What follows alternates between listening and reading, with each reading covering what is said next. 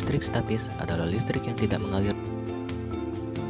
Nah, potongan-potongan kertas kecil yang bisa terangkat oleh penggaris yang telah digosokkan rambut yang kering bisa dijelaskan dengan konsep listrik statis.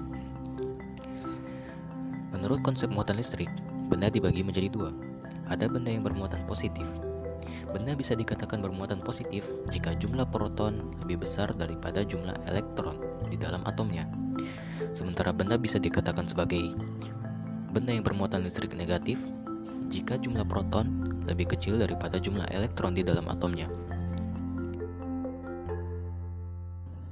Nah, seperti halnya magnet, benda yang memiliki muatan listrik yang sejenis akan mengalami gaya tolak-menolak, dan benda yang memiliki muatan listrik yang berbeda jenis akan mengalami gaya tarik-menarik.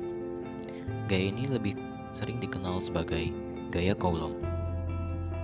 Lalu, mengapa kertas-kertas kecil bisa terangkat oleh penggaris yang telah digosokkan ke rambut yang kering?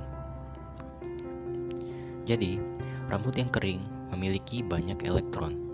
Ketika penggaris digosokkan ke rambut, maka akan terjadi perpindahan elektron. Elektron yang jumlahnya lebih banyak daripada proton membuat penggaris menjadi bermuatan listrik negatif. Hal ini menyebabkan penggaris bisa mengangkat potongan-potongan kertas kecil.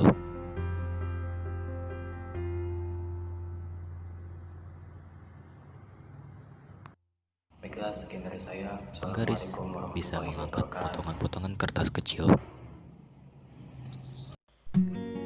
Assalamualaikum warahmatullahi wabarakatuh.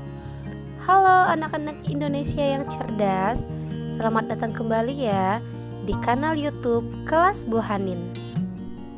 Kali ini kita akan belajar materi kelas 9, yaitu materi teks laporan percobaan.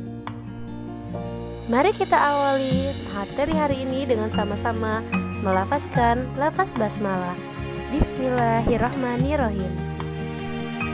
Anak-anak, setelah menyimak video percobaan ilmiah tadi, tentunya kalian sudah mendapatkan ilmu baru, bukan?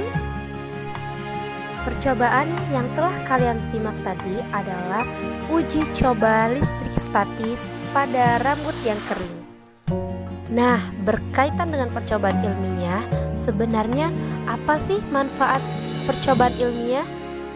Dan haruskah kita membuat laporan dari percobaan ilmiah yang telah kita lakukan? Percobaan ilmiah dilakukan untuk meneliti, memecahkan, dan juga mencegah masalah yang terjadi pada objek yang akan kita teliti. Tentunya setelah melakukan percobaan ilmiah, kita wajib menuliskan teks laporan percobaan. Lalu, apakah yang dimaksud dengan teks laporan percobaan? Teks laporan percobaan adalah tulisan yang melaporkan hasil percobaan berbentuk prosedur yang berisi tujuan dan langkah-langkah percobaan hingga hasil percobaan. Teks laporan percobaan ini berfungsi sebagai informasi, mencatat, menguraikan percobaan yang telah diselesaikan menjadi bukti dan pemecahan masalah. Adapun ciri-ciri teks laporan percobaan diantaranya sebagai berikut. Pertama, bersifat fakta. Kedua, data yang disusun lengkap. Tiga, teks laporan percobaan dimulai dengan memaparkan dari tujuan percobaan. 4. Memaparkan bahan dan alat, prosedur pelaksanaan percobaan, hasil, dan simpulan. 5. Memaparkan prosedur-prosedur pelaksanaan percobaan dan melakukan sebuah pengamatan. Terakhir, objektif. Dalam penulisan teks laporan percobaan, tentunya kita harus mematuhi struktur yang ada di dalamnya. Struktur teks laporan percobaan adalah sebagai berikut. Pertama, tujuan. Kedua, alat dan bahan.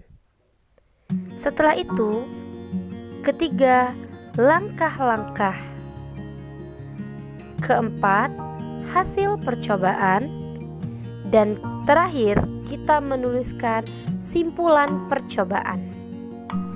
Baik anak-anak, di dalam teks laporan percobaan tentunya juga terdapat kaidah kebahasaan.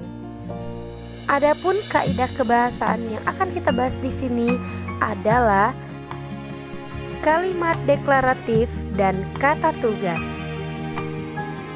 Kalimat deklaratif adalah kalimat yang menyatakan pernyataan atau disebut juga sebagai kalimat berita. Contohnya, rambut yang kering memiliki banyak elektron. Contoh kedua, pegas pertama diberi beban X. Kata tugas atau yang dikenal dengan partikel adalah kategori kata dalam tata bahasa formal bahasa Indonesia yang berdasarkan peranannya dapat dibagi menjadi 5 subkelompok. Di antaranya 1. Preposisi yang merupakan kata depan, yaitu di, ke, dari, dan lain-lain. Contohnya, Najla baru saja tiba di rumah Balkis. 2. Konjungsi yang merupakan kata hubung, yaitu dan, atau, sehingga, tetapi, lalu, dan lain-lain. Contohnya, Fadilah dan Nasya berlatih biola bersama. 3. Artikula yang merupakan kata sandang, yaitu si, sang, dang, dan lain-lain. Contohnya, Ridwan bergegas menghadap sang raja. Interjeksi yang merupakan kata seru, yaitu ah, aduh, wah, hai, amboy, dan lain-lain. Contohnya, wah, tulisan Nailah indah sekali. 5. Partikel penegas, yaitu kah, lah, tah, dan pun. Contohnya, begitulah setiap harinya Wulan belajar memasak kue. Nah, baiklah anak-anak, demikianlah materi teks laporan percobaan untuk kelas 9. Semoga dapat menambah wawasan ya. Mari kita akhiri pertemuan hari ini dengan sama-sama melafazkan lafaz hamdalah. Alhamdulillahirabbil alamin. Terima kasih anak-anak. Assalamualaikum warahmatullahi wabarakatuh.